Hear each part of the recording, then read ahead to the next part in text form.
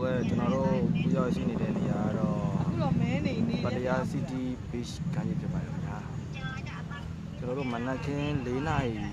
ခွဲလောက်ကစထွက်တာအခု17 နာရီ12 နာရီလောက်ရောက်တယ်ဗျ12 နာရီထိုးလောက်ရောက်တယ်ဗျဒီနေရမ်းပူတယ်ဗျာဒီမှာဒါကတော့ကျွန်တော်တို့ချွန်ပူလီခရိုင်မှာရှိတဲ့ပတ္တရား City ဖြစ်ပါတယ်ခင်ဗျာရမ်းလှပါတယ်ဗျာ